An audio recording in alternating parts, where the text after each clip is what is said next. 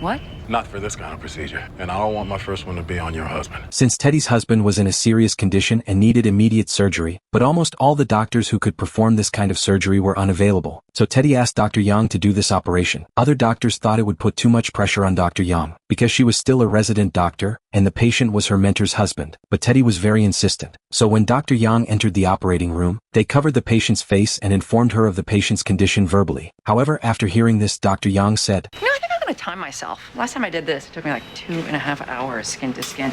That's too long.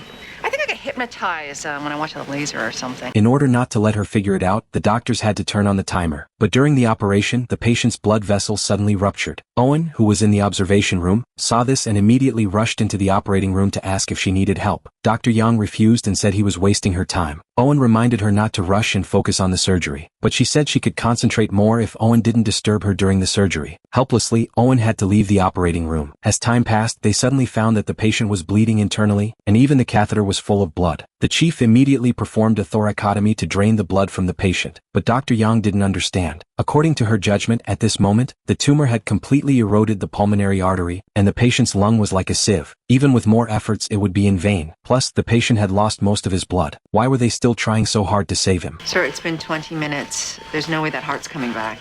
Sir, there's no blood left to circulate. I'm not sure what you're... At this moment, the colleagues had to stop. Then Dr. Yang announced the patient's time of death. She said she would fill out the surgical record, but needed the chief to add a statement that this treatment plan was not proposed by her, because she didn't want to leave a stain on her fifth-year file. But when Owen told her the truth and the patient's face was uncovered, she completely broke down. She never expected that the patient on the operating table was her mentor's husband.